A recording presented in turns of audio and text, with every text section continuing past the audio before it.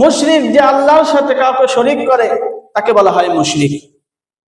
সূরা লোকমান আয়াত 13। লোকমান হাকিম, তিনি একজন হাকিম অর্থাৎ বিচক্ষণ একজন ব্যক্তি ছিলেন, তিনি কোনো নবী ছিলেন না।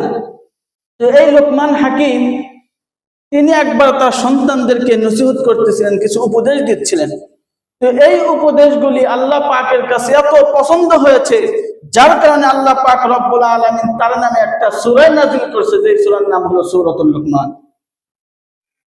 এই লোকমান হাকিম তিনি তার সন্তানকে নসিহত করতেছিলেন, উপদেশ দিচ্ছিলেন। وَإِذْ قَالَ لُقْمَانُ لِابْنِهِ وَهُوَ يَعِظُهُ يَا بُنَيَّ لَا تُشْرِكْ بِاللَّهِ। ওই সময়ের কথা স্মরণ করো যখন লোকমান হাকিম তার সন্তানকে ডেকে বলছিল, হে আমার সন্তান, লা তুশরিক বিল্লাহ, আল্লাহর সাথে কাউকে শরীক করিও না। ইন্নাশ শিরকা লাযুলমুন আযীম, নিশ্চয় শিরক হলো অত্যন্ত মারাত্মক গুনাহ। শিরক এটা অত্যন্ত মারাত্মক গুনাহ। আল্লাহ পাক সব গুনাহকে মাফ করবে, কিন্তু শিরক গুনাহকে মাফ করবেন না। এই কারণে হে আমার বৎস সন্তান, শিরক গুনাহ করিও না।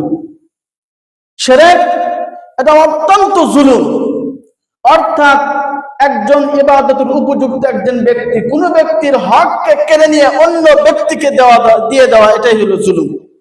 কোন ব্যক্তির হক জোরপূর্বক কেড়ে নিয়ে অন্য ব্যক্তিকে দেওয়া, এটা কি? জুলুম। ইবাদতের উপযুক্ত কে? আল্লাহ পাক রব্বুল আলামিন। নামাজ, রোজা, হজ, যাকাত, দুনিয়াতে আমরা যত ইবাদত করি সব ইবাদতের উপযুক্ত কে? আল্লাহ। কিন্তু আল্লাহ পাক ব্যতীত অন্য কারোর জন্য যদি ইবাদত করি, যদি কোনো হুজুরের জন্য ইবাদত করি বা কোনো মূর্তির জন্য ইবাদত করি, কোনো দরবারের বাবার জন্য যদি ইবাদত করি, তাহলে এটা আল্লাহর সাথে কি হবে? শরীক হবে। আর এই আল্লাহর ইবাদত, আল্লাহর হককে কেড়ে নিয়ে অন্যকে দিয়ে দেওয়া, এটাই হলো জুলুম। আপনি একটা সম্পত্তির মালিক, আপনার সম্পত্তি যদি জোরপূর্বক হস্তক্ষেপ করে আরেকজন ব্যক্তিকে দিয়ে দেওয়া হয়, এটা কি? জুলুম। ঠিক তেমনি ভাবে সমস্ত ইবাদতের উপযুক্ত হলে একমাত্র আল্লাহ।